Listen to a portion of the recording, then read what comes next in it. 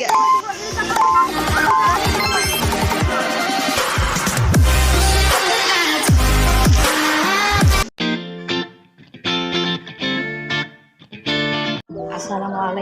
warahmatullahi wabarakatuh teman-teman semua. Perkenalkan, nama saya Hendra dari mahasiswa STIQ Rahamontai Prodi PGMI 3A.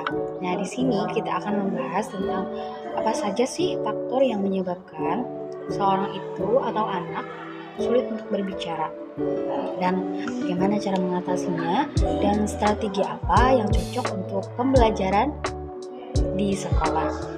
Nah, langsung saja teman kita bahas. Yang pertama itu tremor dan gugup. Biasanya kan kalau orang tremor atau gugup itu akan mengakibatkan seorang untuk sulit untuk berkata-kata. Dan yang kedua, misalkan kelelahan atau stres, mungkin karena kurangnya tidur atau banyak masalah, jadi mengakibatkan kita itu sulit untuk berbicara atau tidak fokus misalnya. Tidak fokus jadi kurangnya konsentrasi, jadi susah untuk berbicara. Atau misalnya faktor keturunan nih teman-teman, misalnya itu gagap atau anak-anak yang autis, atau bisa juga faktor lingkungan nih, misalkan faktor lingkungan yang kurangnya berinteraksi, atau misal juga di lingkungan itu kurang interaksi atau orangnya misalkan malu. Nah, gimana sih cara mengatasinya?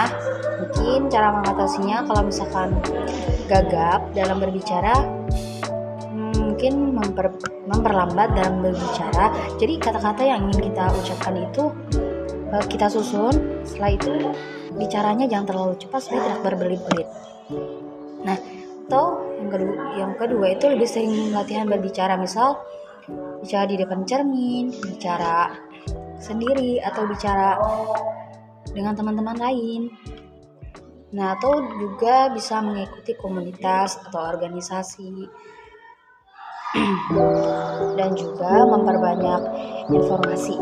Kita lebih banyak menggali informasi, misal lebih sering memperbanyak kosakata atau lebih sering membaca.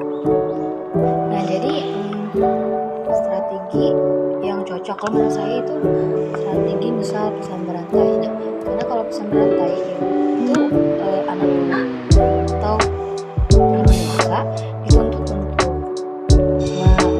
menyampaikan atau mengatakan informasi yang telah diberikan. Setelah itu karena pesan berantai ini terdapat beberapa orang, jadi ada 4 orang, jadi satu orang yang pertama maksudnya akan membisikkan kata-kata yang telah dibisikkan oleh guru atau membisikkan kepada orang pertama. Setelah itu orang pertama akan membisikkan kepada orang kedua, orang ketiga, dan orang keempat atau orang yang terakhir akan menyuarakan apa sih yang dibisikkan oleh teman pertama, 1, 2, 3.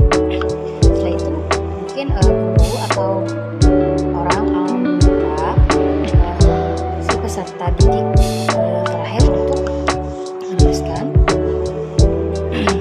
apa yang dia dengar atau menyuarakan apa yang dia dengar. Saja teman-teman, semoga bermanfaat untuk kita semua. Saya akhiri, terima kasih. Assalamualaikum warahmatullahi wabarakatuh. Bye.